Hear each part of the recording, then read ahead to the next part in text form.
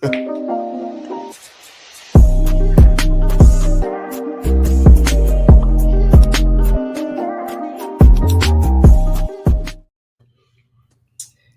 people, what's going on? What's going on? Welcome back to the channel, people. Blue Diaries, episode 23. Got a solid panel today. You know what I mean? Finally, as the title says, 3 points collected. Yeah, by any means. You know what I'm saying? Unfortunately, I wasn't really satisfied, like I said in my review, about the attack. And these guys will let me know what they thought about the game. But it's good. It's good to be back to winning ways, man, because we've got Man City coming up at the weekend. And you don't want to be going into that game potentially having no wins in 7, Gem. You know what I mean, bro? But listen, we're saying Andrew anyway, man. First of all, bro, you good? Yeah, I'm good, man. I'm good. Watching everyone lose their minds over the transfer window and then like have amnesia about what these guys do in the transfer window. You know what I mean? So it's all good. You know, I'm waiting for February 4th. That's when the real head explosions start. That's when you know what I mean? So, but yeah, it was good last night. Good, competent win. Just a spoiler for everyone. I'm not going to criticize Sanchez. People like chips like Pringle. Oh, guess who's here? I wonder who's here. Jimmy, turn the camera on, bro. I wasn't even aware we was live, bro. I literally just walked into my office. I'm all good, man. I'm all good. Like I say, good performance. Good to be back on the show. We'll talk more, obviously, about the performance and individuals probably and the transfer fees. But, you know, yeah, it's good. Back up into top 4. And we'll see what we do this weekend. But, you know, good to be back. 100%, man. Ads, what you say, man? How's your arm? How's your arm, bro? Oh, shit. Hold on. You're on mute, bro. You're muted, mate. There was a bit of feedback on your mic, so I muted you. Go on, bro. Oh. Ah, man. Oh, is the mic good now, yeah? Yeah. Sweet. Yeah, hope everybody's doing good. It's good to be on the show again. Big up everybody.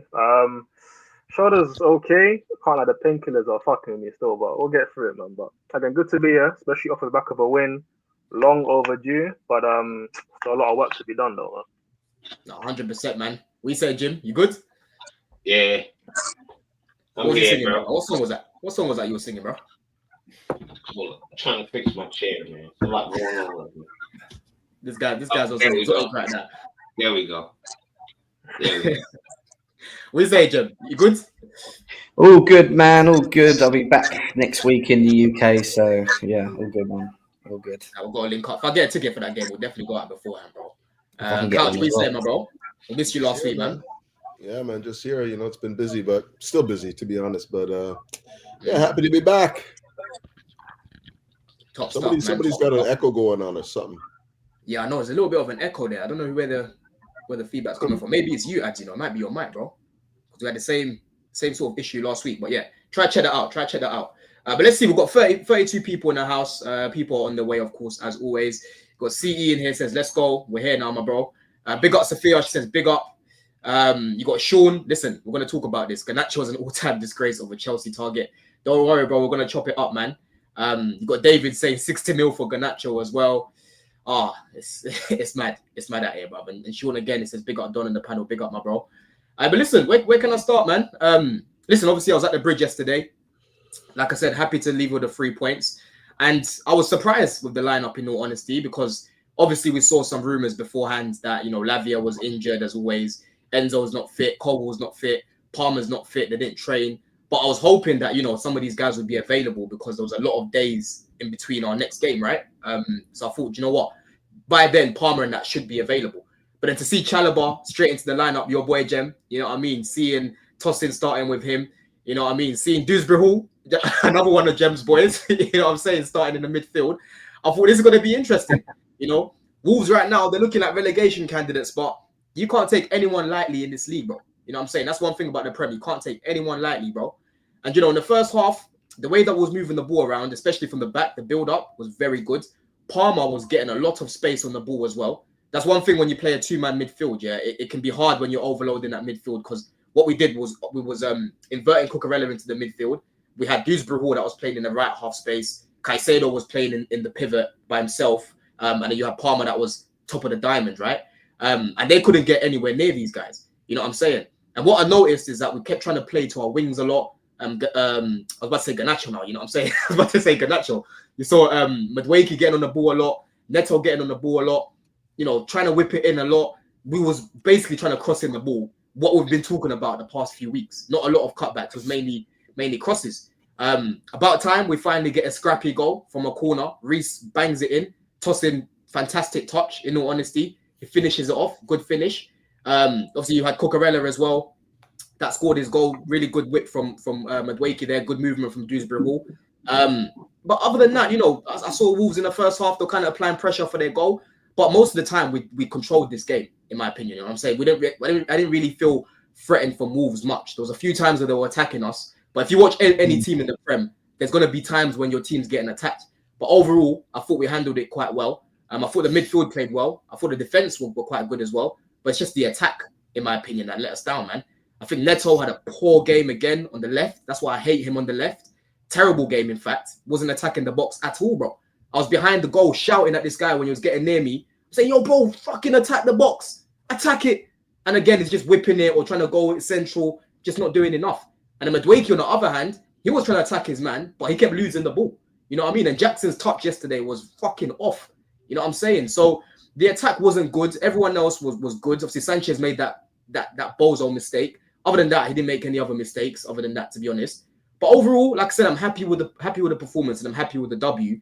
But we need to buck up our ideas very, very quickly in attack before Man City, bro. Right? Because for that game, we need to be clinical and we need to try and leave there with something, man. Because we're beating these guys since we fucking won the Champions League.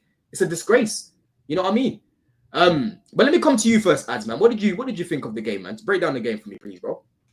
I see it's similar to you. I wasn't as happy with the rest of the team as much as you. I thought, for me personally, again, first and foremost, just get the 3 points by any means. I'm sick of playing well and not winning. It starts beyond annoying. So for me to win was the most important thing. The performance, a bit meh. I thought we played better pretty much other than Everton. I thought we've created more chances and been more fluid, certainly in the attack, in all of the other games that we just haven't been winning.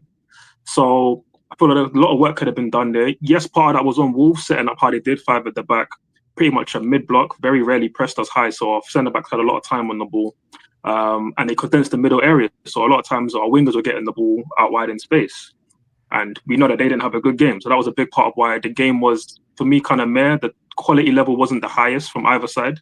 Cunha, their best player, was awful, other than one corner, so not the greatest game. Again, the most important thing is to win. What I did like most, certainly, was second half. Again, after seeing Caicedo and Palmer at times limping in the first half. Again, one moment when Caicedo hit the floor, bro, I fell to my knees. I thought the season was over, bro, honestly. Like, bro, yeah. So to see them going through it in the first half, and obviously later on, Maresca confirms that Palmer played up an ankle injury. However, despite that, they rose up second half. They both picked up the level second half. Caicedo was making some really good tackles, winning the ball back a lot. Most on the pitch once again. Palmer was, again, without GA. Again, for Liverpool fans, Mo Salah stands, you can perform well without getting GA. It's possible. Palmer showed it.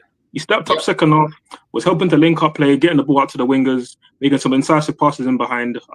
So that was good. And again, one thing I've been saying a lot is that I like how this team wants to play. It's ideal, it's idealistic, but we have to be practical.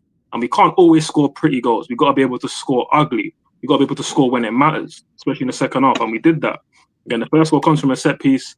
Second goal was obviously one of the crosses finally worked out, which is great. And then the third goal again from a set piece. So that was much needed.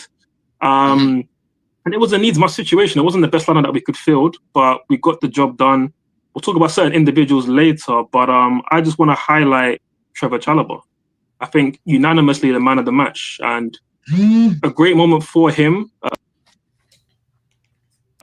I feel like, again, it was just a great case of football karma working in a man's favour, because this man, one sec, I'm getting a call. One sec. Sorry about that. I might have to hit you up later. You man can still hear me clear, yeah? Yeah. But yeah, no, Trevor Chalobah, again, we were all there. The majority of us, I remember talking to you guys in the summer, last summer, like, the guy we knew should not have been sold. He should have been a priority, but we tried to tell him, but he comes back for the love of the club. And I think he loves the club almost too much, to be honest. But he came back, performed extremely well, showing that he could fit the system. We knew he always could play in the system. Came back, showed some good experience, some good leadership skills, which this young team does need. So big him up. Unfortunately, not to get the goal, but he gets an assist. It is what it is. But big performance from him. So that's probably what gave me the most joy from the game, to be honest. No, 100%, man. And we'll definitely speak about Chalobah in more detail, because obviously we all said in the summer that he should be the one that's kept ahead of Disasi. But the problem that you've got is when he's straight profit and Disasi, after how we saw him performing last year, there's going to be a loss there. So the club, they're kind of looking at it and saying, yeah, let's go for the straight prof. You know what I mean? Unfortunately, they weren't able to move him on permanently, which was good for us because we actually needed him now, and he came in and did very well. But Couch, what did you think of this setup anyway, man? Like, so we set up with a back three on the ball, and then you had Caicedo, that was, like I said, bottom of the pivot. And Caicedo was actually playing quite deep, if you guys noticed in the game. There was times where I was seeing him being like an extra centre-back at times, trying to protect that back four, back three even. You had Cucurella that was going quite high. Obviously, Palmer's the highest there, and you had Dewsbury Hall there. Then you had the wingers quite wide.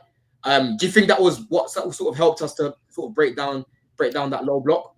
No, I mean that's the idea, because you want to overload the middle areas of the pitch. I felt that the setup to me was more like a 3-1-3-3, to be honest. Felt like Caicedo was basically, single pivot, occupying as like sort of like an anchor in the midfield, and then you had like Cucurella, Dewsbury Hall, and Cole Palmer sort of like formulating that third line, and then we had Neto, Jackson, and Madueke just just basically playing on that final line and holding the width when you think about the wingers. But I don't know if we did a good enough job in identifying where we needed to attack. I thought we did a good job working it out to the flanks where the space was, but we didn't have a lot of runners like crashing the box to for the cutbacks and whatnot. Everything that we did was basically swinging in crosses, looking for the back post, which is a good area to attack. I mean, I think Cucurella is actually quite good in the air, usually gets into positions where he can attack the ball at the back post. But I don't think that should be the only way we should be looking to attack teams, especially when we have a striker who's adept enough to like win the ball in the air and just basically combat the center backs and win the ball there. Like, he's not really the kind of guy that is going to be out dueling aerially any center backs. He's just not going to do that. He can obviously put in the odd header here and there, but like when it comes to like winning aerial duels, you're not going to look at Jackson as one of those guys. So nope. I would rather see us just looking for the cutbacks and late runs into the box. I think that's where we've been successful for the most part this year.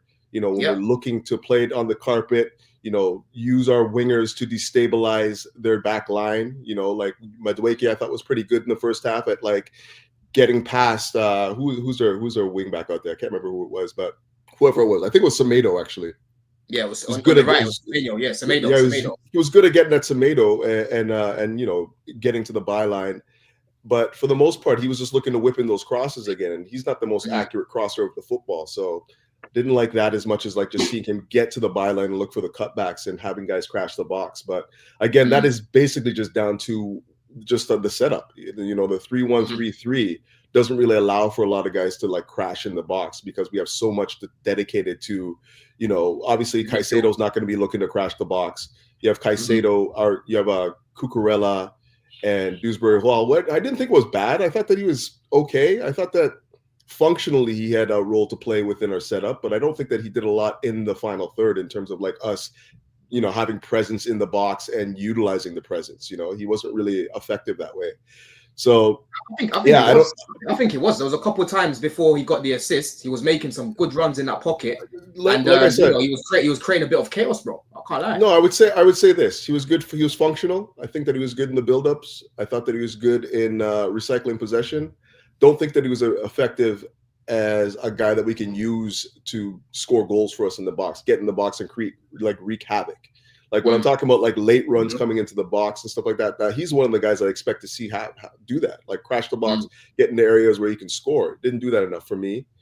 And to be honest, the overall game, I don't think that we created a lot of A1 opportunities to score. Nope. Like we scored maybe like 1 or 2 goals, like fluxy goals here and there, but overall we didn't. The only one that we did, Couch, when you're talking about cutbacks, bro, it was when Sancho came on and fucking attacked the box and popped it off to Jackson, right? That was the only cutback really that I saw in the game. Yeah, and he hit it with his left. Yeah. That's right. Yeah. That was the only one. But even with that, I don't even know if we did a good job of like creating that opportunity, because like at that point in the game, like they were already looking to just like thrust bodies forward, and we had like we basically just hit them on the counter, if I'm not mistaken, on that one, and we had like 1v1 situations all over, right? Cuts it back to Jackson, and Jackson just misses the ball or misses the goal. But yeah, I didn't like. I'm gonna agree with that. I didn't really like a lot of the build-up play. I didn't really like a lot of the players that we had on the pitch. I don't think that we had enough good performances. I thought we had about 3 or 4 really good ones or okay ones. But you know, when we're playing really good football, we have about 5-6 players playing really, really good football, and we just have fallen off that the last little while. How about you, Jim? What did you think of the sort of chances that we're creating? Because me and you have been going back and forth about, you know, how I want this team to be creating chances. You know, I spoke to you the other day about what City did to Ipswich, 3 cutbacks in the first half, 3 goals. And I kept saying to you that, listen, right now, yes, we are creating chances, Jim, but these lot are not being clinical in front of goal. So I agreed with you, because you're looking at it more as a finishing issue, whereas I'm like, okay, it is a finishing issue, but to make it even easier, let's create the easiest chances as possible.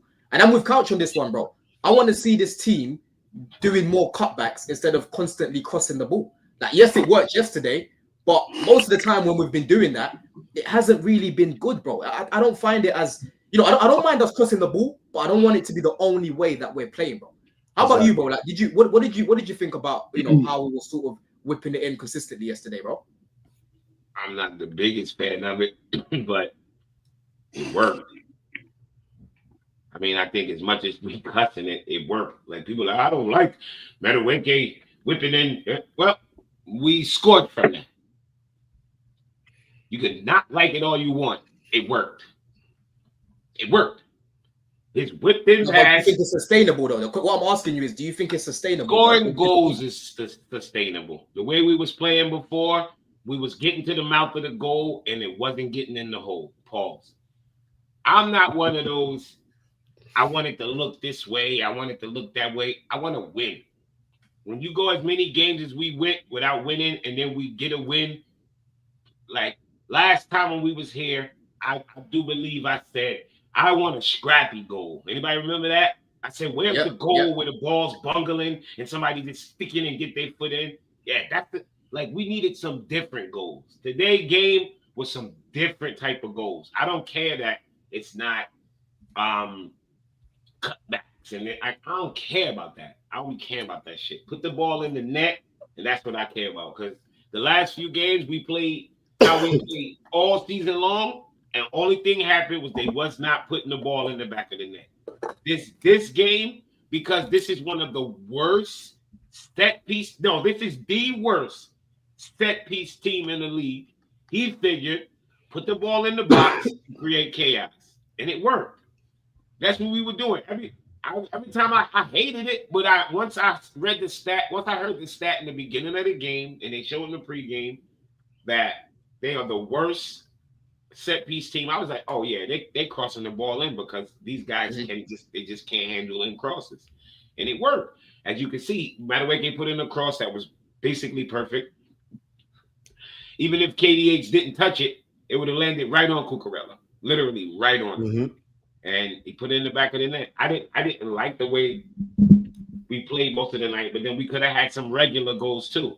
So if those regular goals pay off along with the crossings, I don't think there's nothing to even complain about. Because Cole Palmer robbed us of a goal. If he releases the ball, like Jackson made the perfect run. Nobody can hold the line. The line was held. He has to release the ball. There's no more side running you can do. He held the line and he took off, released the ball. If Cole Palmer releases the ball like he should have, that would have been a whole different goal from crossing it in. So I didn't really have no problem with the way. Let me read Mash's comment here, Jem. Yeah, so Mash, big up Mash. He says, we can't expect to score from crosses with 2 players in the box at a time. You need to create overloads or make up for it with height and good movement.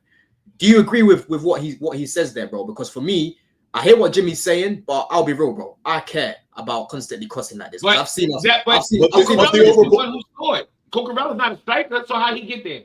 He cracked the Yeah, box. the overload was at the back post, though. That's exactly where it was. Like that He was crashed obviously the box. tactic. Like what dude just said? Put up his comment again. This was a good point.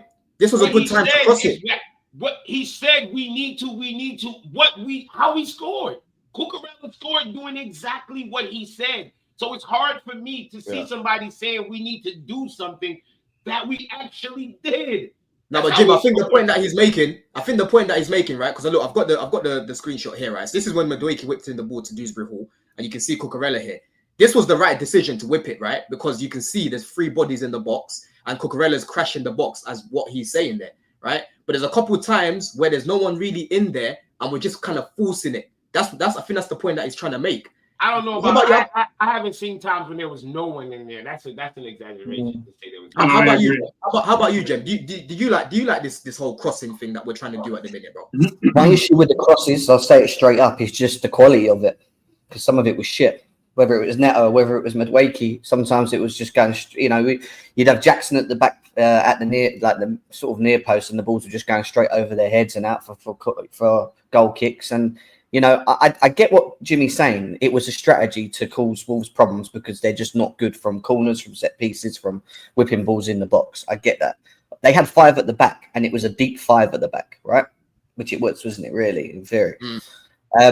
And it kind of forced us to play out on the wings. And I just, like I said, for me, it was more of what I said about, like I said yesterday about Madueke, is that he would, the one time where he got it right, we scored. And I agree. That was a good goal. Into KDH, flicks it on, good goal. But minus that, I know Neto had a poor game, but a lot of our attacking impotence come down the right. It was the right-hand side that we were attacking on. My issue with Madueke, and I was saying this to Ads yesterday, was that he tends to overthink. He will dribble, he will beat a man, and he will take too many touches. He'll crash the box, how he always does. And it's just then what he does with the ball when the players are in the box. Because he was right. There was sometimes 3 or 4 players in the box. Sometimes there was just Jackson and Dewsbury. It was just dependent on how quick we were attacking and whatever. It's more about how our wingers utilize the ball when they have it and how effective they are throughout the game in doing it. Because yes, it was a good goal, but then because we were playing like that most of the game, a lot of the times the decision making in the final third and the execution wasn't good enough from doing it. That's just my opinion on it. Execution and decision making. Because like I said, Madueke, he'll beat a man and then he will just he'll take another touch when he should have just made that pass there into the box. And then by the time he's done that, there's too many people in the box and it's a waste. And Neto are the same. Neto, how many times did he beat his man yesterday? Hardly any. But when he did get to the moment of getting down the line and whipping the ball in, he cleared every single man in the box. Literally every single man in the box. Why? It's the execution and it's the decision making. Execution and decision making in what we were trying to do. That was the issue. But yes, it worked. And yes, we got a goal out of it. The other 2 goals were from set pieces. Yep. Yeah, which is very weird because we're shit at set pieces. But, big up Trev and Tosin and Reece James as well for taking shots outside the box when you should rather than just passing. And, we get the 3 points, which we just needed, 100%, bro. And Andrew, what did you think of Neto's performance, man? Because this is why I don't like this guy on the left. I'll be real, man. Like, people forgetting start of the season was literally having conversations about not starting this guy on the left anymore, dropping Madueke and playing him on the right, where it's more comfortable. You know what I'm saying? So for me yesterday, I was again just disgusted by that performance. I'll be real. It was a fucking horrible performance, bro. What did you think of him on the left, man? Yeah, he was frustrating at points. Crossing wasn't that good. It was a very frustrating performance. He's got the pace to get past people. It's just the belief he has in himself after that. I think he overthinks it before he tries to take someone on. What's my end game going to be?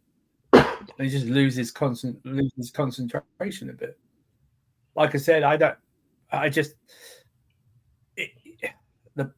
I've always said the 2 wingers yesterday, I don't think work in modern day football like that. I just don't think out and out wingers like that work. One has to be like a Sancho type. One has to be a Madueke or a Neto type for me. It just doesn't work for me. too far out, too far away from one, and they're both far away from the striker or the number 10. But yeah, on his individual performance, probably his worst performance for us this season, I think. Mhm. And everyone was going, "Oh, we could take Madueke." He's had quite a few like that, to be honest. Yeah, that's true. Why are you taking Madueke for Neto? It's a flip of the coin. They were two cheeks of the same ass yesterday. Do you know what I mean? It was I disagree. I disagree. I disagree. For me, they were just Neto was. They were just. I didn't. But going back to the crossing thing, I think that was just a tactic for this game, like against Brentford. It's not going to be like the way we play. We're not going to do this crossing thing against City. That's not happening against City whatsoever. It was just a tactic. Like Jimmy said, there was a thing yesterday that they looked at. Or they looked at the data about Wolves being not good at set pieces. They probably thought they're probably not good at defending crosses either, and they're just not good. Tried their luck. Same against Brentford though. We did the same tactics against Brentford as well. Yeah. We were crossing that in. That's why Cucurella scored the header against Brentford from Nani's cross. I mean, it's just one of those things. So you think it's more? You think it's more to do with the opponent rather than that's how we're going to. I think it's to do. Yeah, because we didn't play. We're not going to play like this against City away, are we? Let's be honest. You know what I mean? We'll cross it sometimes, but it won't be like always. I will say though, I wish Madueke, when he dribbles and gets in the box, just smashes the ball instead of trying to siphon it all the time. Just smash it. You know what he needs to start because he does this on Insta all the time. Shoot. Bro, he needs to start using his right foot. He gets past when he gets in the box and then he gets past the first man, right? On like on the side to shoot, then smash it like that. He always then tries to do something else after that. That's what I don't get.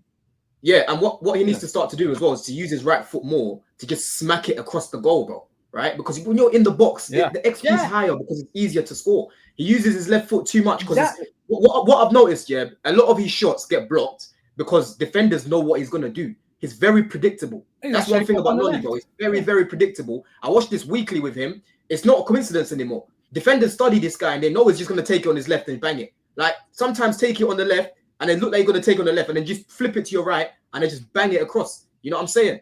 How about you, Asma? What did you think of Neto Madueke? Because we were going not back and forth, but you were saying that you thought Madueke had a better game. For me, I agree. I do think he had a better game. I think he was a little bit more direct, trying things.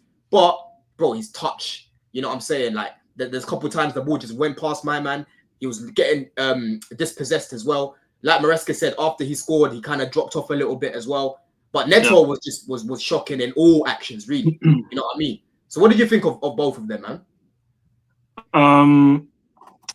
Briefly, not good enough. I think that's the standard for me. That's the standard that I'm going to hold Chelsea to, especially now we're trying to get back to being serious and cementing ourselves in top four, which is just a short-term aim. Long-term, we need to be looking at being a dominant team in this league again, being a dominant team in Europe again. And these wingers are not looking up to that level. But again, just in isolation for yesterday, it's kind of summed up pretty much their seasons in terms of Nani at times having a lot of just head-scratching moments, poor decision-making. But at least he's a threat. And again, I'm going to say it clearly, the standard that he's performing at right now isn't Chelsea level. But it's better than that guy on the left, and we'll get to that guy. But with Nani, at least there's a threat. At least the defenders have to be worried about what he's going to do. And then the end product usually isn't great. It usually isn't great. But that being said, at least, okay, I'm not going to give him credit for the goal. I mean, he ran in and he got the header, which is good. Again, good forwards instinct, so that's great.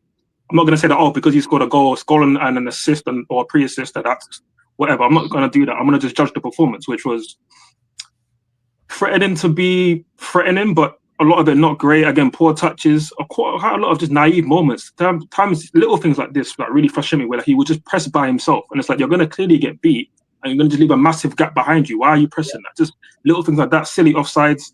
And again, it just screams him being naive, and he needs to pattern up. Clearly needs to pattern up because he's got the talent.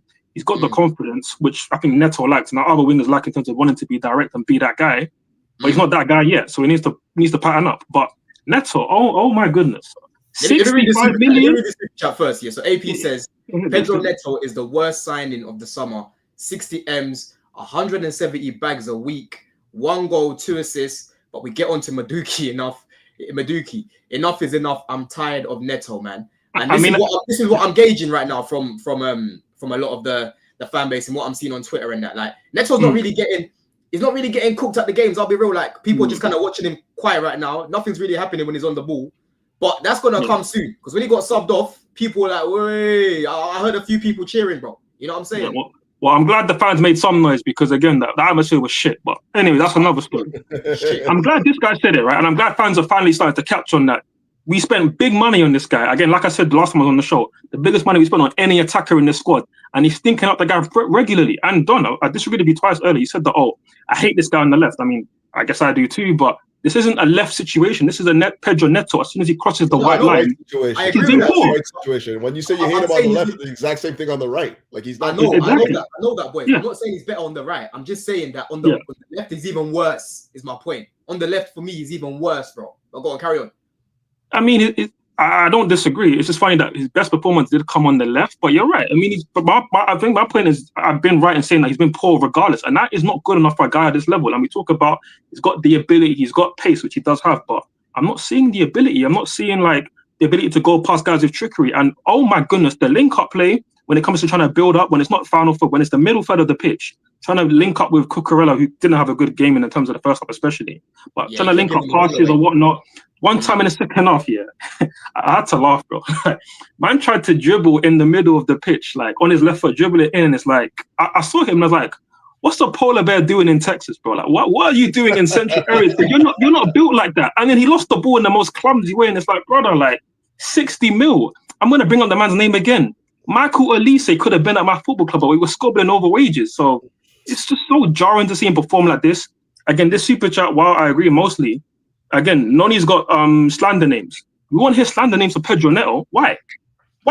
So again, I don't want to say that, no, I'm not, again, my message isn't now, let's go make slander names for our number 7. I don't want to do that. But at the same time, he's our number 7. He's on good money. We paid big money for him. And the whole fan base was celebrating when we ripped off the shirt from Sterling. And right now, he's got one more assist than Sterling in the league. One more assist. It's meant to be a cheap creator. 2 more big chances than fucking Mudryk. And Mudryk has been missing for how long now? Right? Mudryk's had minimum game time and he's created 2 less big chances than this guy. I'm telling you, this guy this season, from what I saw, because Neto's played in Conference League as well. Don't get it twisted. Yeah, he played against Morecambe as well. Tyreek George outperformed him against Morecambe. Yeah, Mudryk was outperforming this guy this season. And guys had to Don. Jem, check this here. Don's doing Mudryk praise, and I can't even clap back. I have to let him land it. That's how bad Neto's been, bro. Like, this is not good enough for my football club. We're going overboard here, man. He's not. No, we're not going overboard. We're not going overboard. We're going. He just can't help himself. Leave him to it. Let him do his thing. I can't tell him no. I can't tell Don anything about the Mudryk thing because he's right. No, I'll say it. I can. He can't help himself, Jimmy. He can't help himself, man. Watch this. Watch this, yeah? This is look what the streets are saying now. Look what the streets are saying now. Yeah? Let me even show you this tweet from the great CB. Yeah? Look what CB saying now, people. Who? Yeah? CB, bro. Let me even zoom in here so you lot can see what he said here earlier. I'm seeing more and more people saying this now. Man said, if Nkuku buried that header from Mudryk's cross against Nottingham Forest, we'll have different conversations about him this year, right? And the person he quote tweeted said, Neto, the so-called creative genius, has 4 big chances created this season. Mudryk has had 2 and has only played like 1/10 of his minutes in the Prem, right? That's what I'm saying to you lot, yeah? We're missing that guy on the left. Listen, we need better than Mudryk. So we boil. Oh my we God. boil it down. Wait. Hold on. Let me finish what I'm saying.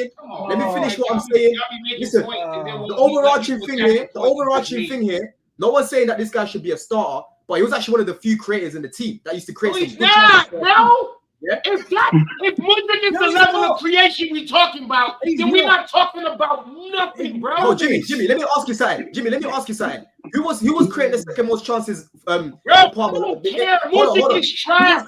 Who was creating the second? Who was creating? There is no stat for Mudryk. He's not a fucking footballer. He's not good. You can watch him. Hold on, bro. You can watch him with hate. You can watch him with hate. I'm not dreaming. Hold on. I'm not dreaming, yeah? Hold on, Jimmy. It's terrible. Let me finish what I'm saying, bro. I am not dreaming, yeah? I am not dreaming when I was seeing man creating for guys and they kept fucking missing time and time again, bro. Yeah? Time and time again, guys are missing. right? And all I'm saying, bro, if fucking Mudryk played like that yesterday, yeah, he's getting his head put on That a is stick. how he You know what I'm plays. saying? That, bro, he was improving this season, bro. What do you mean that's how he plays? Talking about. Wait, guys. Can I just say? Can I just say? So wait. Listen, Jimmy. Let me just make the point. I didn't want us to continue. I didn't want us to bring up Mudryk and have a conversation about this. The only point that I was making is that Neto should have been so clear that we're like, oh, we don't even care that Mudryk's out or whatever. And I'm not saying that now we need to care Mudryk's out. We miss it.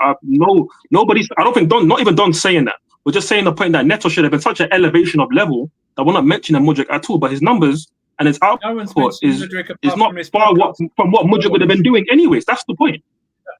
No one is mentioning Mudryk apart from this stream at all. No one is mentioning Mudryk. He's only mentioned on this stream. The thing is, I don't understand. Hold on, I don't understand how people are gonna try gaslight me into thinking that I wasn't seeing man creating time and time again, especially last season for guys, and they were missing them. Even this season alone, let me even give you the examples. Yeah, man came off the bench. Again, I told you about this before. Why are we talking about Mudryk? I told you. Hold on. Why are we seeing the way Let me finish before we move on. 3 goals against the Wolves. What is the point? But what I'm saying is, what are we proving here? What are we trying to do? The point is, Neto's shit, Mudryk's great. Is that what we're doing? The point is, he was actually more effective than Neto, right? He was actually contributing off the bench in comparison to Neto, is my point this season, right? And last season, like I've said, I saw man have some good performances. He gets dropped for Sterling, right? People just like to do this hate thing where they just watch man and it don't matter what he does unless he scores a hat trick. Is that a shit game? I don't watch the game like that, bro. I don't watch the game like that. You know what I mean? Football. But anyway, let's move on. The guy got done for drug testing. Why were even? It's his own fault what he's done to himself. Like, of course it's his own fault what's happened with him. We don't know the ins and outs of what's happened there. But what I'm saying right now is that this guy, we need to make sure that we get an adequate replacement. I don't want to be seeing no fucking Garnacho coming in, right? Because like I said to you lot, I don't want to see Neto left wing because he can barely even play on the right now. And Kuku's not a left winger, and Felix is not a left winger. So we've got a problem on that side, bro. Because apart from Sancho came on and obviously did very well yesterday, Couch, in my opinion, right? Apart from him, we have nothing else on that left-hand side, bro. Well, maybe that's why we're going to get. That's why we're probably going to get Garnacho, then, isn't it? This is the answer to your question. What do you think about that Garnacho move as well, bro? You chat to me, Jim. Do you know he has the same amount of goals and assists as Chalobah? I think Chalobah has one more than him this season, and he's played 22 games, and Chalobah's played 13. Chalobah scored 3 goals. Garnacho scored 3 goals. That's how, and we're bringing this guy in because we need goals. Like with the Tell thing, it was about if we get him in, he could give us a different profile because he'll get in the box and he'll just shoot without thinking, and maybe we'll get a couple of goals from him. Yeah. But what is the actual solution of bringing, like, again, and this goes back to the recruitment and the board, 60 million, I think they're saying. What is the real reason behind Chelsea wanting Garnacho? What is the ability that they see that he can bring to this squad and change? Because I actually don't know. I personally think Chelsea's helping Man U raise up a price. So you telling me we're going to pay 50 for him and 25 for Sancho. So we're going to give Man U $75 million for left wingers? I don't believe that. I don't for not 1 second fucking believe that. And secondly, if we do that, I might blow my fucking brains out. Because it makes no sense. Let's talk about the type of profile player he is. When you watch him, what type of player do you see when you watch him at Man United? Someone that likes playing on the counter, getting in behind, one-on-ones. He's not the greatest finisher, is he? He's not someone that we can say is killer. Is he? He's more of a yeah. What he's a goal scorer. He's supposed to be a goal scoring winger, innit? Oh my god!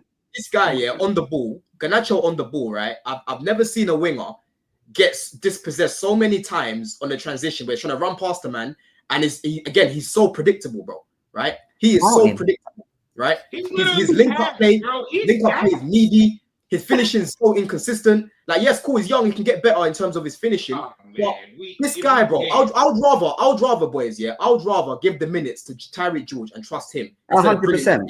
100%. Tyreek George has way more to his game than this guy, bro. You know what I'm saying? Yeah. I think he's got a higher ceiling, in fact, than this guy. I don't want us to go anywhere. Don, if I may, Don, listen, guys. As you guys know, I was in a lot of pain, probably the most pain I felt in my whole life last week, right? And just hearing people let's talk about his profile and what he could bring. Generally, that might be second most pain I've felt in my life, honestly, because boy, like the fact that and this is why I generally hate transfer windows. Like I hate silly season. I think it's called silly season for a reason, because you get links to people that you probably won't be looking to buy, right? And all these things, right? So again, I'm making it clear. I don't think we're gonna get Ellen DeGenerate over here. This absolute scrub, right? I don't need to talk about his ability. I feel like all of us, we watch enough football. The fact that we're on a pod at 7 o'clock UK time, we're all more than casuals. We're not casuals. We're following the sport. So, lads, what does the ball see? I'll get to that, right? I'm going to take the leap of faith that we all know this guy's a scrub, right? Cool.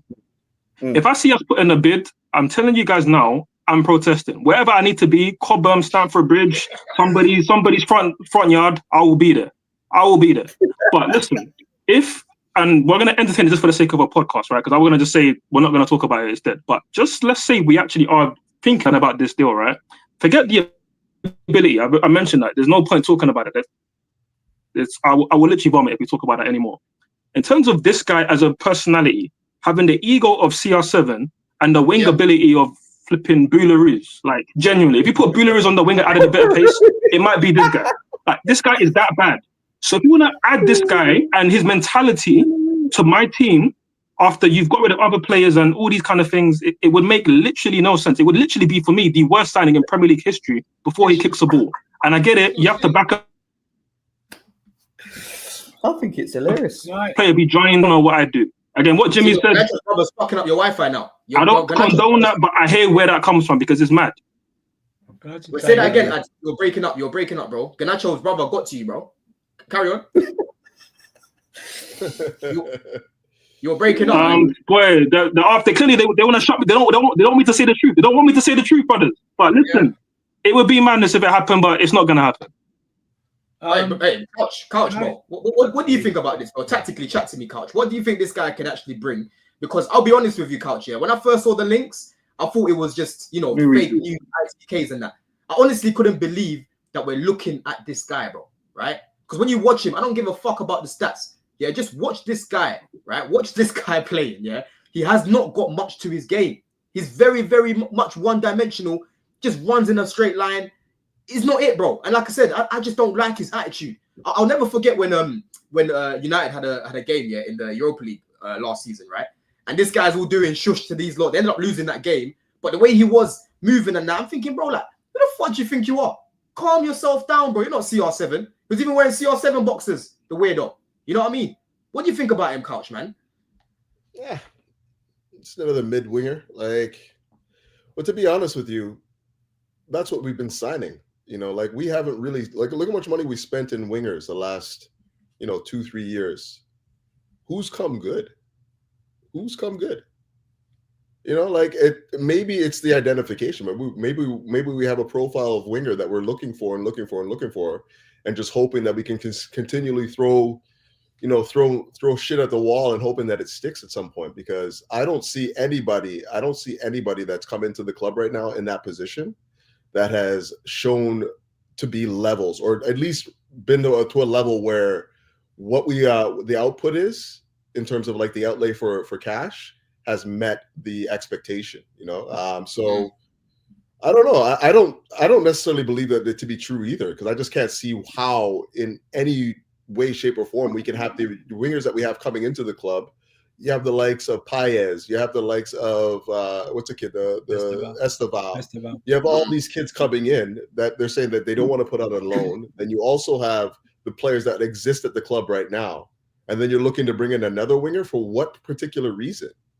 Okay, sure, we're a little short now. We're found a little short now because of the Mudryk situation. But I mean, we really going to put 60-70 million into a player for 3-4 months of football? Like, seriously, is that really what it comes down to? It's the thing, Couch. If they do sanction this move, nothing they say will justify it for me, seeing that Kvaratskhelia has gone for the same amount of money and on decent wages Well, in I our mean, pay he'd range. have to want to come here though, too, though, right? Like, Right, I'm just saying we Yeah. didn't even try. You know, we didn't even Well, try. I'm quite But sure also, Yeah. he wouldn't want to also, come. Do you- it's not even Yeah. You don't Kvaratskhelia. know. You don't There's know. not even Kvaratskhelia. Semenyo's are the same amount. Why not go Yeah. for Semenyo if you want to He win? makes it? makes It's sense. probably much cheaper. How old is he? How old is he? Yeah, you know, he's not like they're fucking No, age problem. he's 20. Yeah, someone put in the chat. What put in the chat? I've got Google. You know what the funny thing is in all of this, right? Is Man United fans that I know and you know, Don, rate 25. Garnacho. They rate him. 25. They think he's a very good player. You Very say that good again, player. Jim? Me Man United. personally, I said Man United fans rate Garnacho. If Man you speak United to fans Man aren't the United- brightest. They're not the brightest bunch. They're not. They're split. They're split, bro. They're split. There's some Well, of them yeah, when I speak to Neeks and KJ, they say he's worth £60 million, and if he'd left Man United and was in the right structure with a team that was actually ticking, he would do quite well. How about you, Jim? I don't think Chelsea's really in for this. I think Chelsea's helping Man U out. Chelsea Man U's been doing a lot of business. They keeping their name involved and not removing their name out the hat too. Napoli I don't wants think him. we sign him. From what I don't see, think it looked like Napoli won him. I don't even see them. Whenever Chelsea want a player, there's a certain level of traction. There's a certain traction behind it. I don't see it. I don't see the traction behind it. Like every time I see Man U people posting it. Chelsea won them. I don't really see the Chelsea. True. Yeah. The traction. I don't see it. I do not see the track. Whenever Chelsea want a player, there's certain reporters and certain people behind it. Like behind it. Or they just do it and everyone goes, oh my God, Chelsea just done a signing. And it's just like, we just signed him. I don't see the traction. I see the Man U. It doesn't make Man U it traction doesn't- behind it with a little bit of Fabrizio mix in. So I don't see it. I don't feel it. I don't really feel that. So here's the thing, right? Here's the thing. The profile. He doesn't. So we go Tell, Gittins, Garnacho. They're not the same. They're not the same. No. It's not the same. No. I mean, you go from Tell, who could play striker or left wing and goal scoring. Gittins, who's more of a left or right wing, I can't remember. But Garnacho doesn't. Honestly, no justification, like I said. He has Premier League experience. You know what? I don't need. Garnacho I've is seen bad. his Premier League experience, and you know what? He can shove his Premier League experience. I'd rather have work experience Tariq George than Premier League Yo, experience. take away that That's what bicycle I'd rather kick. have. Yeah, Come no. on. Yeah. And the thing is, yeah, for me, I'll be real. If I'm Tyree George's agent right now, yeah, I'm looking at my man and say, yo, brother, let's get the fuck out of here, please. We've just signed a new contract here, but let's get the hell out. Because for these men to be signing Garnacho, who you're better than right now, in fact, yeah, and on top of that, you've got a higher ceiling than my man, yeah, is a mockery, bro. So what if he's got 2 years on you, right? Give Tyree George those minutes. Because when Garnacho came through, he was what, 18 as well? 18, 19 at the time, right? He's still young himself. He ain't no established Premier League player where he comes in and you know you're going to be getting goals from, man. He's not no Embuemo. He's not no Cunha. He's not no even Semenyo right now, right? He's not that, bro. Yeah, the guy's still learning his trade. You know what I'm saying? So for me, I just think it's an absolute howler that we're even looking at this guy, right? And this is where people like this jar me out as well, yeah? I'm going to put that comment back up here. It says, Donna, he's still going to defend this ownership. Bro, I criticize this ownership when I need to, and I back this ownership when I need to, right? When they're doing good things, I big them up. When they're doing bad things, I big them up. All you've got to do, bro, is just go back to the summer. Me and CB did a whole stream on what they need to do to rectify the mistakes that we've made. I just call it as I see it. You know what I'm saying? I like some of the signings that they made, and some of these like Garnacho and that. I didn't want Omarodian, guys. Remember Omarodian? I didn't even want him either, right? You know what I mean? So big up. Remember the Duran stuff in the summer. This fan base. I was getting cooked for saying I want him. I was getting cooked for saying I want him. Now they're on their knees for Duran.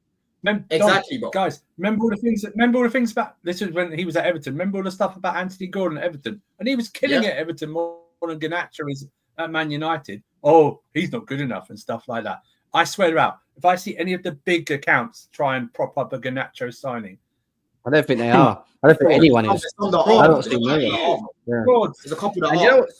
Do you know what's mad? I'm just looking at these stats right now. 19 games, 3 goals in 22-23. 23-24, 36 games, 7 goals. And this year, 21 games, 3 goals. What is attractive about how the fuck is he labeled a goal-scoring winger? What is attractive about that? Someone They tell me think, what they he's think he's excited a, about. you know what it is? They think he's a fucking goal scoring winger because he scored a couple goals against us. Well, no, because wait a sec, our board are data analysts. They go on data. They Wait, go hold on on, data. time. So what are they looking at? No, guys, it's very simple. His whole reputation is built on that overhead goal against Everton. That's all it is. That's all his reputation is built on. It's that goal against It's Everton. weird. That's It's a all weird, it is. weird. It says it, Abdi, we got Abdi for this news as well. It says Napoli so far stuck around 50 to 55 million euros, but the distance between the parties has thinned. The feeling is the transfer can be closed if Napoli can reach 60 million euros. These are good. hours. And apparently he's had a video call with content and that as well. So listen, I hope just we do the add-ons, isn't it? Just tell him to accept the add-ons. 25 appearances, 5 million. That's it. Whatever shit, you know what I mean? Just get it done out of him. I said it from the beginning that I felt like this was bullshit, and it was always about Napoli or whatever. Yeah, We already imagine 25. Like we're spending 25 million on Sancho, who's way better than him. I don't know. On what fucking planet do you see them spending double? Jimmy, imagine going for Kravitz. Any fucking sense. Jimmy, imagine being a Napoli fan and going from Kvaratskhelia to Garnacho. Yeah. Well, let him go then, man. Let him. I mean, the worst thing is they're actually top of the league and they're doing pretty well. But to see again that bum go there would be funny. But Lukaku scoring, yeah. Let's have a look. No, 100%. Lukaku scoring, McTominay scoring. They're actually kind of balling out. I can't lie. Conte with Napoli is doing the thing. Only time Lukaku don't score is for Chelsea. But what do you think about this? What do you think about this? That is true. Because Matt Law said here, Couch. Yeah, he said Chelsea are keeping an eye on midfield options. It's anticipated that Lavia is going to be missing for weeks as well, Couch. What do you think about this midfield situation, man? Do you think we should go into the market, or do you think we should bring Leslie back or Santos? Well, I've been saying Leslie for a minute. That's peak right now, though. Like if Lavia truly can't stay healthy, we already seen Enzo go down recently. Obviously, not too serious. And there's a big scare. Even like I was worried about Caicedo the other day, like against the Wolves. There, you went down. Hold on a second, right? He jarred his knee. We're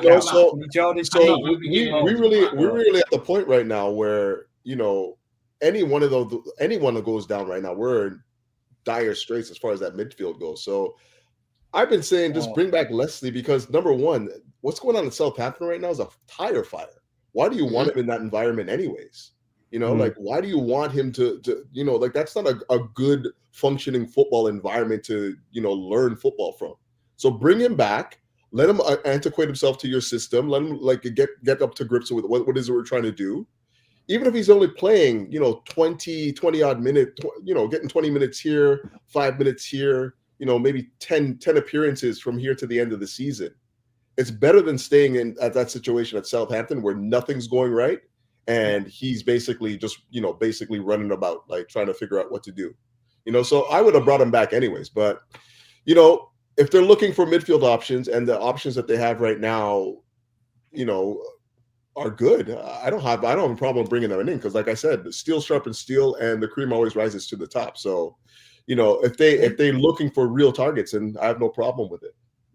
So here's the thing, right? I'm good. Listen, there's two options for me. There's two options. I'd leave Santos where he is. Right? Let him do what he's doing for Strasbourg. Bring that. If your option is to bring Leslie back, fine. I saw him against Man United. He was man of the match against Man United. When they took him off, that's where Southampton lost the game. They lost control of the game, lost the midfield like that. If you don't want to bring Leslie back, very simple for me. You go to Juventus and you loan Douglas Luiz for the second half of the season. You don't put an obligation, you just put an option. We're already trying to sell them Vega. Put Douglas Luiz into the deal for Vega. Yeah? Do a loan for loan, option for option. I don't care. Get him for 6 months. He can play in the Premier League. He can play in the pivot. He's very underrated. We can then swap out. We can then rotate Caicedo. Because I'll tell you what, when Caicedo jarred his knee yesterday, I think I nearly fainted or I lost minutes of my life because when I saw he jarred his knee, I thought, shit, we're fucked. We are done here. We're done out here. The season's over. Because I will say this, and I'll say this to him, Blueface. I'd happily. I think if we lose Palmer, it's a bad thing. If we lose Caicedo, done. It's over. I honestly don't understand. Yeah, I honestly don't understand how like Maresca, how the directors, how Egbali, Big Dog, because he calls all the shots. Jem, I don't get how they can be watching what's going on right now. How bodies are dropping. How Lavia can't stay fit. How Caicedo's our only option. How Vega wants to get the fuck out. Yesterday we had to put Cucurella basically in midfield in the second half as well. I don't understand how you can be watching all of these things, right? And say to yourself, we'll be all right till the summer. We'll be all right till the summer. Because, bro, one big injury can lead to recurring ones after that, you know? So now your asset, because he's not enough assets, right? Your 150 million asset is now depreciating. Because when he plays next season, it starts to come back. Before you know it, it starts to get this now. It starts to get that. You know what I mean? Exactly. We're seeing this with Lavia already, bro. It will be a snowball effect. So right now, it is gross negligence, bro. Yeah? We need another midfielder to come in because I don't want to go back to the fucking season when we finished 12th and it was Enzo Fernandez as our DM because we sold Jorginho. I don't want to go back to those days because we were getting cut apart in midfield, bro. You know the other thing to take in consideration too is the roster size right now, right? Like the roster is full. Like we have a full roster right now, players. So players have to go out before anyone can be recalled anyways to be registered, right? So I don't know if it's necessarily down to them not necessarily understanding what isn't required. It's just like, how do you get these players out? I have no doubt that if Casadei goes out, we're going to have to bring in another midfielder. I was just about to. Why are we? He's an attacking mid. Hold on. I disagree with that point though because Casadei is. Where do we use him? Where do we use him? Yeah, but hold on. But by trade, Kosh. This is what I'm saying. Yeah, by trade. He's a box crasher, right? We used him in the pivot in the conference. That's the only place we use him. That's the only place. Let me finish what I'm saying, bro. Let me finish what I'm saying. We've mainly used him in the pivot in the conference league because it's against easier opposition. We haven't done that much in the Prem, bro. We fucking played Dewsbury Hall there before my man in the fucking Prem, right? Yeah, Casadei's position. Casadei is a box crasher. We have Dewsbury Hall, that's an attacking midfielder. Felix, Nkuku, Palmer, Casadei going, right? Carney. We've like, bro, we've got all these attacking midfielders.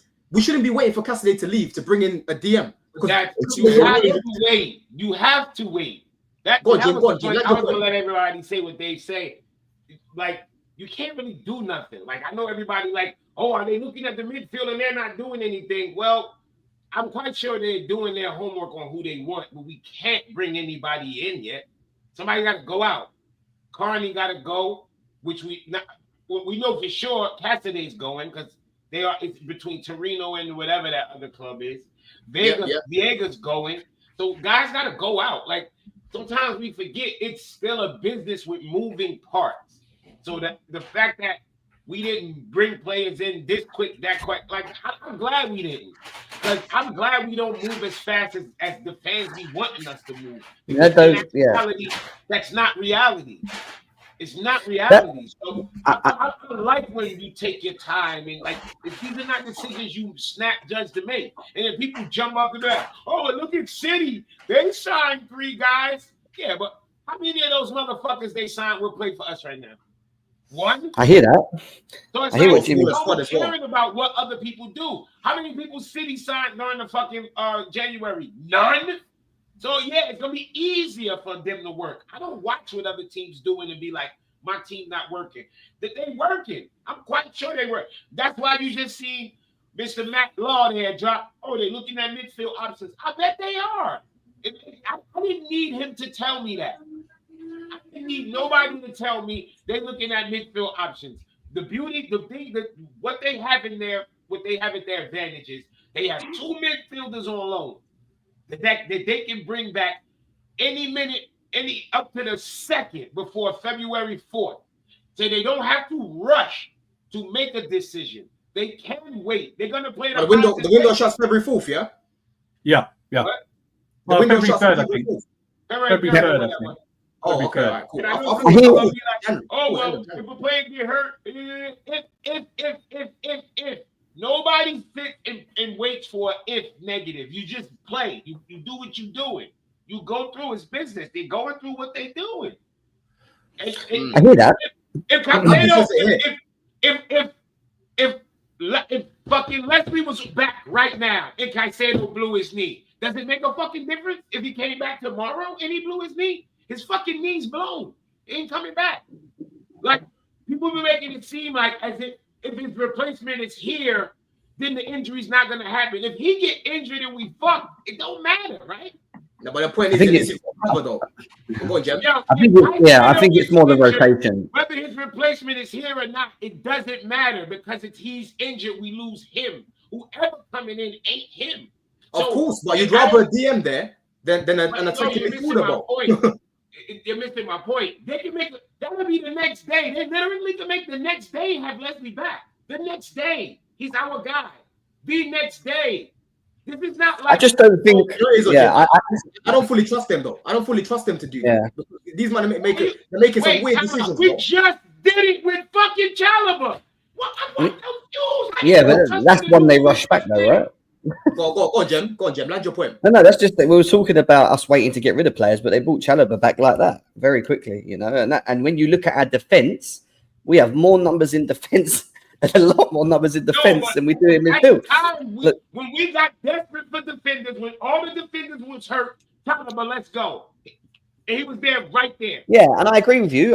But I think from my perspective, why should we have to wait for? Yeah, I agree that. But what I'm saying is, why do we have to wait for Caicedo to get injured to then act? What we're saying is, if you had Leslie you could have the rotation, couldn't you? Do you know what I mean? Like you would have your rotation in. Let me ask this. What exactly? If okay, Leslie's here now. We start. What is he starting next game? No, but my point is, Lavia's not here, Jimmy. So that means we've got one less midfielder anyway, right? We're being told Enzo should be back. We're left with Caicedo and KDH. Surely just adding one more in there, whilst they're still available in the team, gives us a better option of rotation. Maybe we don't have to see Caicedo play 90 minutes every game. Maybe then he comes off on the 60th and Leslie comes in, or he plays next to Leslie. I'm just giving examples. But it gives us these options. It allows us to utilize our strength of the of the depth that we actually have outside of the squad as well, because we can bring them back in. If you're not going to bring either of them back, logic dictates to me, and you're already negotiating with them. I'll say it, I'll repeat it again, is to do the Douglas Luiz loan deal. If you're not going to bring whatever. It's the easiest. Logically, it should be the easiest deal to do. Just get the obligation out and just do an option. That's all it is. That's the only stumbling block for me. I don't see the point of Leslie at Southampton anyway. Like I think they're on 6 points, right? They're going to get. But I'm just saying if he doesn't. But I'm just saying if you're not going to record him because you want to have a full season experience and all that, 6 month loan, less than 6 month loan deal for Luiz. You already got Vega probably going over there on loan with an option. Get him in Premier League experience. Get him in, get him done. To the end of the season, you then assess all the midfield options in the summer again. That's what you do. I don't think they need to. I don't think they're rushing because it's like I said, the same way how we made the phone call was made and fucking Chalaba was here the next day. It's the same thing with Leslie and Santos. Yeah, but Jim, right now, when you're looking at phone call, the loan is over and they're on their way back. There's no negotiation. There's no paperwork. But what we're saying right now, Jimmy, when you're looking at the bench right now, Jimmy, like for example, yesterday, if you've got a guy like a Leslie on the bench, you can take Caicedo off. Caicedo was not gonna come off yesterday, bro. If you've got an option there, right, that can help share the minutes, Caicedo will come off. That's in your head. He does not come off. Let me land my point. Option to take him off. Let me land my point. Certainly, especially a 3-1 game. In a 3-1 game, he can certainly come off. We took Palmer off yesterday. But when you did have the option, name me the games when he came off, bro. Because we've got no one to fucking bring take him off. Who are we taking him off for? Who are we taking him off for? You telling me there's no game this year we didn't have backup cover? I don't think there's been many up here. When the cover, wait. Let me make the point. When the cover's been there, Jimmy, relax. Same fucking game. Okay, Jimmy, relax. Let me respond, and maybe you understand what I'm saying to you. For the most part, when there has been cover, generally it's Enzo that will come up before Caicedo. Secondly, I do get your point. He doesn't ever come off generally, but we don't say that. We don't take that as the gospel. I mean, if we're going to predict the next 10 games, if Caicedo starts, he's probably going to play 90 minutes because of Maresca. But we don't like it when Palmer plays 90 minutes and he's playing poor, or he looks like he needs a rest, or he's 80% fit, has an ankle injury, and he's still playing 70 minutes. Like Caicedo, for me, I think it's clear to see his performance levels aren't at the same place that they were 3-4 weeks ago. And I'm speculating that he might be injured or he's carrying some sort of knock. I don't think he's 100% right now. You know what that is, So though? maybe Maresca would still play him regardless. But I'm saying logically, that's a guy who you should want to rest if we're 3-1 up in a game. If we have the options there. Exactly. 100%. Like obviously, bro, if you're playing against the bigger sides, more time you want Caicedo to play the whole game. But when you're playing against these teams that are just gonna sit back and that, I trust Leslie, I trust Santos to come in and do a job. Exactly. Imagine, remember like when we played against who was it that we played against with Lavia at Bournemouth, right? If we had fucking Andre Santos on the bench, you know what I call bullshit on this? Let me tell you what I call bullshit on this. The other fucking day, when we was, I forgot what game it was, and we took Lavia off at halftime, I saw them tear Maresca a new asshole. Oh, he took off Lavia, and we lost the midfield. I saw that. I was just about to make a point about that. Are you talking about Bournemouth or Tottenham? I was just about to make a point about that, Jim. If we had Santos available on the bench, that would be like for like. He would have just come on and slotted in for Lavia perfectly, bro. Right? What's happening right now? Point being, you damned if you do, you damned if you don't. Y'all saying, oh, we up 3-1. He can just take Caicedo off. Any fucking game, if he take Caicedo off, we up 3-1 and we lose that game. It's no. Logical fans aren't gonna. We've got players. Yeah, but you're talking about the insults on Twitter, Jimmy. Us logical fans are not gonna cry if Caicedo comes off at 3-1. We're not gonna cry if he comes off at 3-1. If we bottle the game after that, that's on the players on the pitch. I don't want Caicedo playing 90 minutes. The other thing to take into consideration too. I don't bring up shit from like them stupid. The other thing to take into consideration too is like if he's on a yellow, you have to have an option to bring him off if he has a yellow, right? Exactly. Like he's having a thinker. Like why can't we? Like nobody here is Leon or Messi. Nobody at this team is even like Eden Hazard, Frank Lampard in their prime. They're not. So all these players should be able to come up if they need to come off the pitch. Simple. I just think he did come off for Lavia. I think it was I want to say the Leicester game he came off for him because he was on. I think rather than losing control in the midfield, rather than losing control in the midfield like we have seen in second half because we lose Lavia or whatever, having the option to bring someone on that can provide that same, not saying just replacement in profile, but provide that dynamicness and played in their natural position would make a lot more sense than going the whole season with just Caicedo and Enzo and KDH if he's just fit. That's poor management. You bear in mind we've got it's like what 60-70 games we're playing this year with the Club World Cup thing as well. Like there's a lot of football. Bro, to be played. You know what, Jem, this takes me back to Kante. We fucking ran Kante into the ground. And that's exactly why I started to pick up all those injuries in the end, because Roman thought this guy was two bodies, bro, and didn't bother to get fucking real cover for my man, You're playing him and he kept rushing him back. Rushing him back. You're playing him with Jorginho, who ain't even a fucking destroyer like that, right? It's poor management, bro, And the thing is, the past 6 games, whatever it is, Caicedo's mainly been played in the lone 6. So he's having to do even more. You know what I'm saying? He's having to do even more. So all we're saying right now, Jim, is, bro, we need to be able to rotate my man, right? Even certain games, bro. Don't start just help him. Certain games. Help next him. season, bro. I don't want to see Caicedo in every single game. I want to see majority of the season, yes. But if we're playing a team like like over the Christmas period, we've got all these games 2-3 days after each other. Certain games, bro, you start an Andre Santos, you start a Leslie, bro, right? Because we've got to be able to imagine what life is like if Caicedo is not available, bro. We have to be able to trust the squad. Do you get it? Because no one, bro, most of these players, it's very rare to a player to go through a whole season without picking up an injury. Look at Enzo right now. Enzo's getting rinsed out and is injured now, right? We had to bring in Dewsbury, who I thought actually did a decent job in that role, right? I thought he actually had a decent game. And now Enzo's out. He might not even be available against Man City. I highly doubt that happens if we had other guys that could come in for this guy. You know what I'm saying? So right now, all we're saying, Jim, is rotation is key. Rotation is key, especially how we play. Especially how we play, bro. Y'all ever go and look and see how many games players used to play? 60. Yeah. I remember one season, Lampard played like 60 games. Like, some of this shit is not about. Some of these motherfuckers are just built like bitches, bro. And there's nothing you can do about it. I think the football's different as well. Where I go, it's called bitch made. Some of these dudes are just bitch made. Like they just fall the fuck apart. Lavia is made of fucking Chinese noodles, bro. I've never seen anything like this in my life. He's and you know what makes it worse? You don't make it worse on Lavia. Nothing he did. It's that fucking idiot on fucking Twitter named Darko. He did the most Lavia prop. Lavia. Now Lavia can't stay fucking hurt. I do that again. Where's that concept? He got something to say about everything.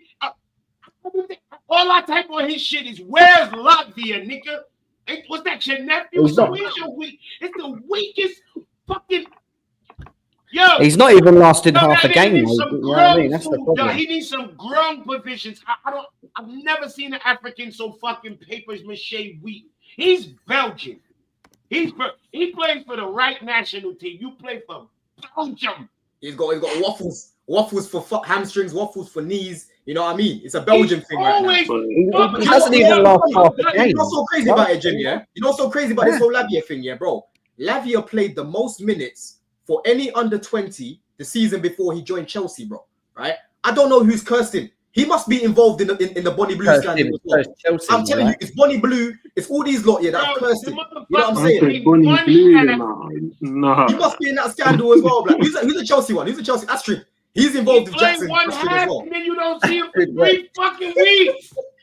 But again, this is the point that we're all I think we all agree on, which is that we just lack the depth in that position because again we rush back a Lavia, where probably another club they don't need to rush him because they have many options in that midfield. So again, this is a priority area. Wing isn't a priority area.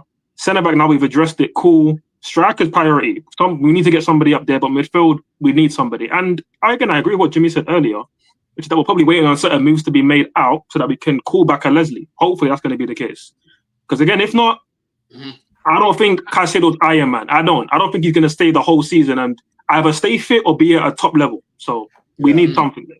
And I agree with Javi as well. Big up Javi in the chat. He says we didn't rush back Lavia, bro. We've tried, bro. We've tried to, allow man extra time. We've tried to, give man all these massages, bro. We play man for 45 minutes and take man off, and he gets injured straight after. We've done what we need to do. So right now with Lavia, I don't know what's happening with him, innit? I don't know what's happening with him, but we didn't rush him back this time. But I remember last season, this time last season around the Christmas period, going towards Jan, we did rush him back. There were times where he came back.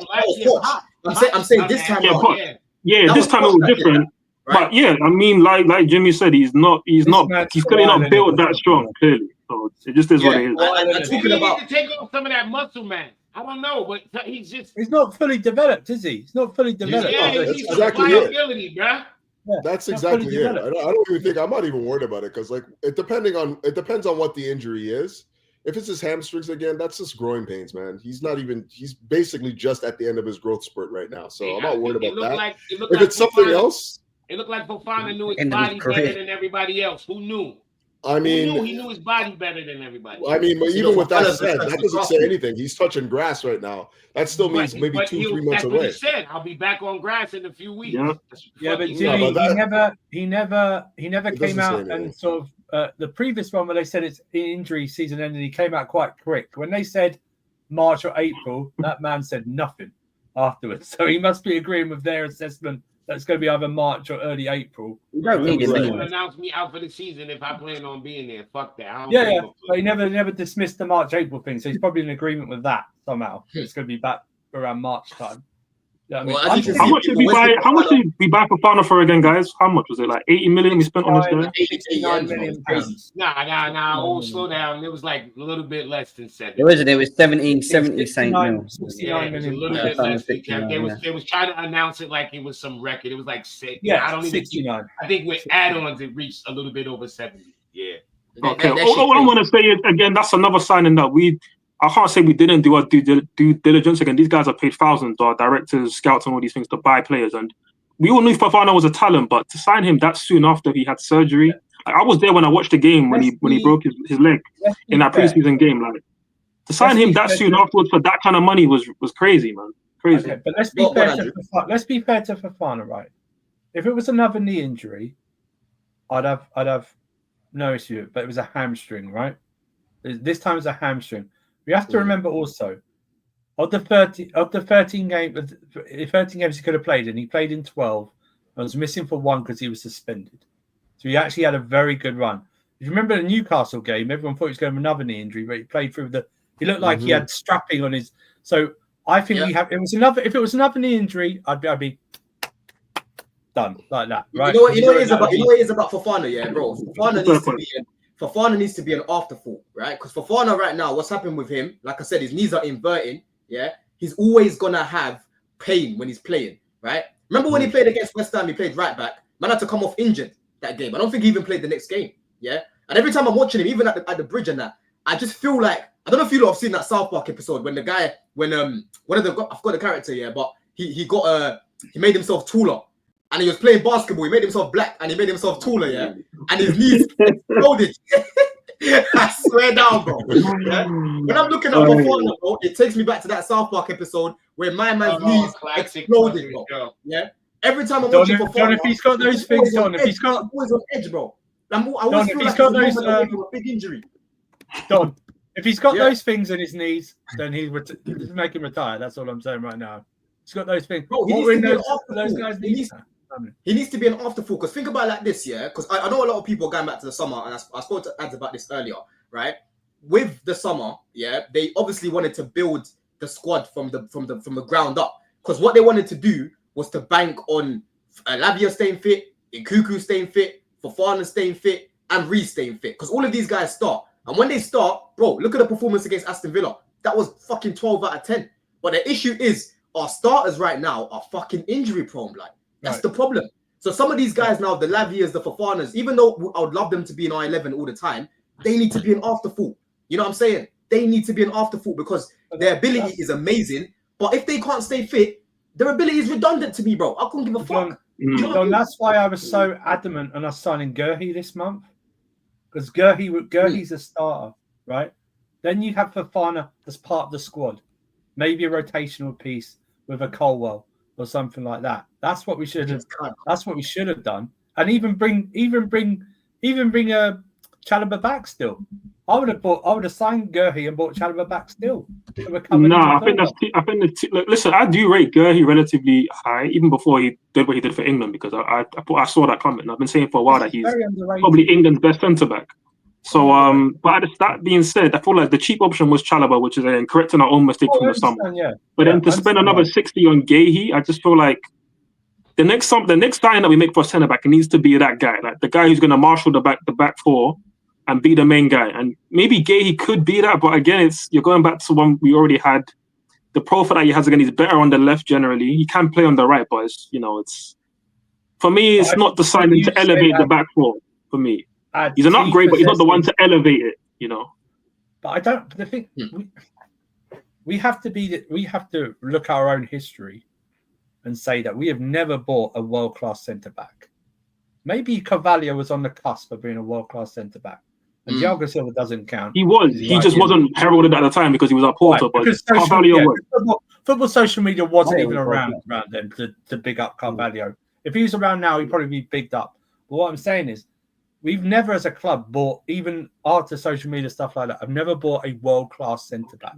We've bought industrious, good centre-backs that work in a partnership. Look at Gary Cahill, for instance. Yeah? Can you imagine if the Gary Cahill transfer was now and we were signing him for Bolton, this fan base would be up in there. They'd be ripping the hair up. Why are you signing a Bolton centre-back? He came in, done well. They said that then, too. Yeah. If we were signing someone called Azpilicueta now, this fan... Who the hell is Azpilicueta? Came in, played all sorts of positions. Ivanovic came in, stuff like that. Gurhi possesses one tangible I like, and that's leadership. You talk. What do you not think about this as well? Because just to finish up on this, big up Abdi for this as well. This is primarily for the summer. They could accelerate move this month. I think that's going back to a striker. We're looking for a striker primarily for the summer, but could accelerate move this month if an opportunity arises. We love that fucking word, opportunity. Vlahovic is not under consideration, but Delap and Sesko are thought to be among those of interest. What do you think, Jem? The only one out of them that I see is potentially maybe being able to get is Delap. I don't see any other strikers in January coming, and the Vlahovic thing kind of made sense on a loan if we was going to give them Vega. And I wouldn't have said no to it because I need something else anyway. And if that's what the market is at the time, then that's the market. We bring him in and he gives us something else.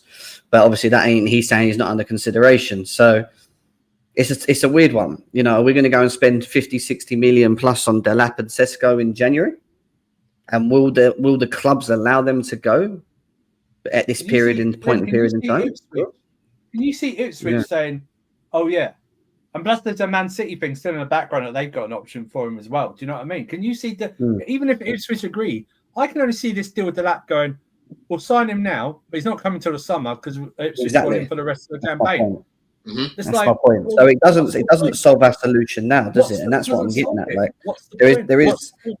The only thing it might do is by agreeing something now with a striker to come in summer is maybe value, because the next part of this season could be a very good one and then it will increase their value and then they'll want more. That's the only thing I can think of. But in terms of what we need now, we need someone there. We need a striker. Well, like, Jackson, Blivic is a robot. Blivic is a robot, right? Just a robot. Yeah.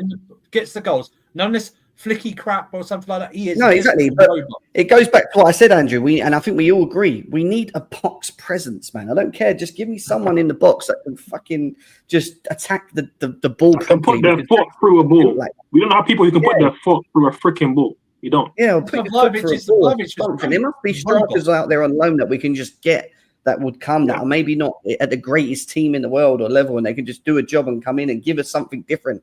If different. For once they've been created for, which we do a lot of, by the way. So, like, I was watching your boy the other day. I was watching your boy on Friday at Garnacho, bro. I was watching the Dortmund game, and I see man just smack it. And get the contact on it. I said, oh, if only we just had a striker that could just smack it like that.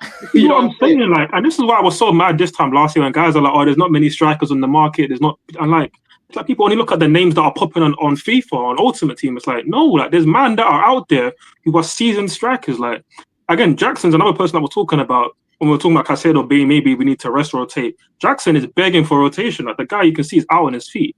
And what's even more mad about the Jackson situation is that the commentator on the Wolves game, I remember he mentioned something like, oh, talking about how Jackson's quite raw and whatnot, and that he didn't come through academy football. They're talking about how he might be 2-3 years behind in terms of experience. And I didn't know that. And that makes a lot of damn sense that this guy doesn't seem the most polished in terms of even how he is off the pitch. You see some things that he said when it comes to like the Mikel situation or getting caught with Astrid Wet and all that stuff. Like, you can tell that this guy didn't come through football with the same education that other players did. And that's not to slight the guy. Big him up for doing what he's doing and actually rising to the occasion as much as he has. But how this board identified this guy to be the main man for Chelsea, and it's the case 2 seasons running, and you haven't got a running mate with him to give him pressure or to give him you can actually sit on the bench and watch another striker go out there and perform and take all the pressure and the burden of being the number 9 for Chelsea freaking football club. It's crazy, man. So please get anybody. I'll take anybody on loan that has some decent pedigree. And there's plenty of guys out there. I'm not here for people saying, oh, this guy, I don't know about this guy. Shut up, man. Get somebody on loan. We need that shit. I'm seeing who was it? Nottingham Forest bidding for Wisa. Bro, go get Wisa, bro. Wisa can finish. That guy can finish and he can play. He knows how to play. He's tenacious as well, bro. I would take him on a short term. I'd take it over nothing, but I want a more of a natural 9. And again, I want to get somebody on, unless you're getting somebody serious. Like, if it's going to be Delap or Sesko, and we're kind of putting our chips in that guy as like the next guy, cool.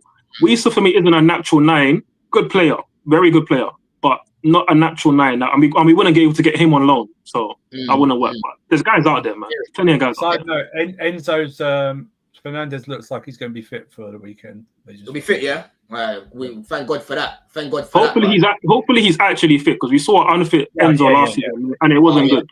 But we need it. I just hope it weren't a hernia occurrence again, man, because he come running down the last game round. He just walked out normally, like he didn't even look that injured. I was like, is he injured? Like, maybe it was just more muscle overload. Yeah. But let's quickly go through the super chats before we finish up. Should have bought Duran, man. Should have bought Duran or stab him. Yeah. Could have bought Chris fucking Wood, mate. That's what we should have done. If it died by that hill, I should have even captained him the other day, bro. It's like did fuck all, mate. But we got AP again for the donation. He says, we get on to Sanchez, but I'll tell you a fact. He's been better than Neto, and I fucking hate Sanchez. Bro, Sanchez is holy shit. Up, man. This guy's got one less mistake. Why do we always go over the top with this shit? Sanchez, yeah, he's got one less mistake than the Ipswich goalkeeper, bro. He's got 4 mistakes that have led to goals. Let's not do this stuff. Hey, Don, How listen, like Sanchez- Neto this season, but Sanchez has been worse. man. Don, The this Sanchez thing guy- does. One at a time, one It- at a time. Go on.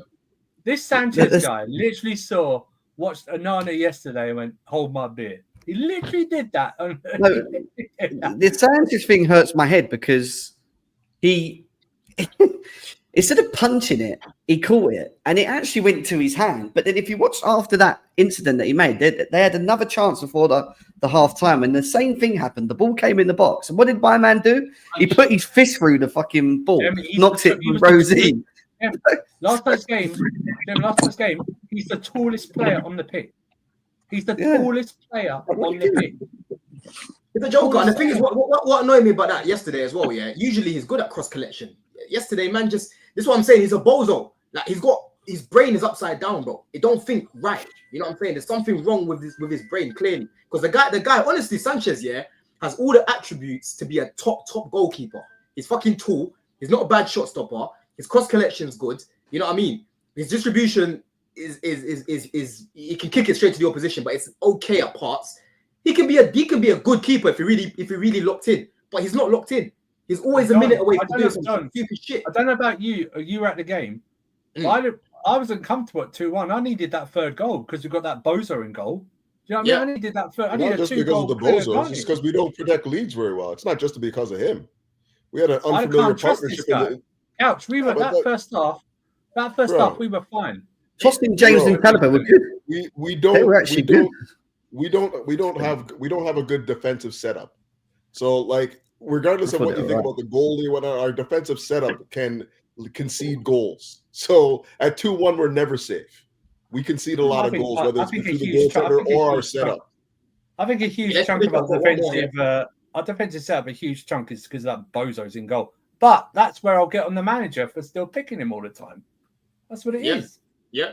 And AP as well with another one. Big up for the donations today, my bro, man. He says, I'll be real. I'm losing faith in Lavia. I'll be honest. He's a very special player.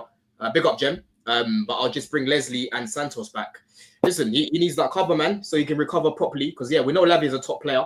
And he's been very keen in the games that he's come in. But unfortunately, we haven't been able to really enjoy him, bro. I think he's played, 11 games since he's been at Chelsea or something like that. It's not good.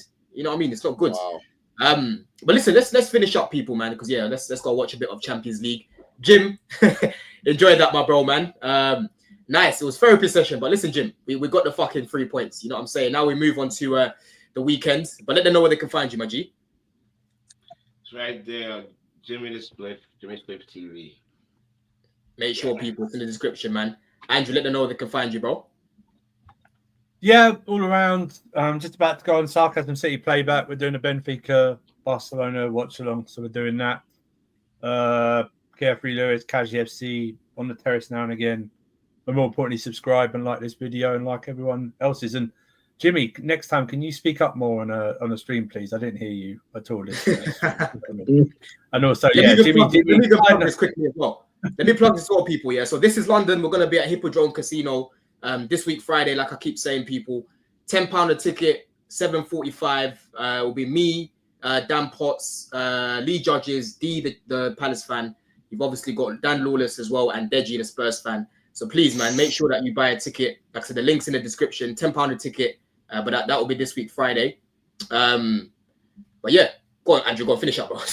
No, I was just about to say, Jimmy didn't do a watch along yesterday and we won, so I don't know if he's going to do any more. Yep, I purposely didn't do one so we can win. We win, so I'll be back next week. Andrew, still there, bro?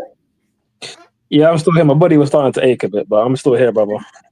Yeah, let them know they can find you, man. Yeah, my handle's there for _100 on X. I just didn't want to let the show go or finish without bigging up El Capitano, bro, Reece James. Oh, yes. Again, people want to write him off or forget about him, and I get it. It's difficult when you're withdrawn from watching the best right back in world football. I get it. It's tough, but every time he comes back, he might be a bit overweight, but he's always one of the best performers on the bloody pitch. So if we keep him fit, we're going to be... If we keep him fit, we've got a good chance of being all right, man. Got a good chance. 100%. I'm going to try to do another stream this week, people, so we can actually speak about the defense, especially Chalobah, Reece, and Totten. I thought they were good, man. But Couch, love for hopping on, my G. Yeah, every time. Just on the Reece James thing, it's not even so much that the people don't recognize the quality. We just need to see it more consistently, right? So yeah, it was great to have him back. I thought he was one of the better players that we had on the pitch, along with Chalaba and who was also all right. Caicedo. But What's yeah, your beef with Tosin, bro? We had a good game. are we gonna get into it now? I just thought again, when you have 67% of the handled possession, quite well, bro. yeah, when you have 67% of the possession, like for the most part, you want to see his distribution utilized a little bit more effectively. He was over kicking passes, over hitting passes, again. Like I have no problem with this guy because, like as we said before, this guy as a squad guy, he's fine. He's more than fine. But I mean, I remember men were talking about him as being like the number one partnership at Chelsea, like him and Badia Shield being the partnership. So I didn't see him like that. Real talk. I forgot about Badia Show, you know. I forgot about Badia Show. Trust me. But anyhow, like he's fine as a squad player. You know what it is, though. Couch Critic up here on YouTube. And, you know, it's been busy time, so I haven't been at it the last while. But hopefully, you know, we can come now. The Man City game will give me a reason to start getting back on my hollers. But you know what it is. Like and subscribe here. Don, thanks for having me. The man them every time. No, I love my bro, man. And people, the previews are back on Friday. I've got access to my devices again, people. So yeah, on Friday I'll be back with the previews. You're done. How many likes are we on, Don? How many likes? Bro, let me even check the likes right now. The likes, I haven't even done a plug for the likes, you know. Where's the buzz today, man? Let me see what it's saying right now. We're on 75 people. Yeah, listen, quick like before you log off the thing, man. Because it's 48 people here. But listen, up the fucking Chels, people. There might be another stream on Thursday because I need to do a one-on-one with Goonie, actually. I'll find out his availability. And then, yeah, like I said, Friday preview will be out for the City game. Actually, we're playing on Saturday, innit? Yeah, Saturday late game. I'll get a preview on Thursday then in that case. I'll get a preview out 2 days before the game. But in a bit, people. Bless. Love.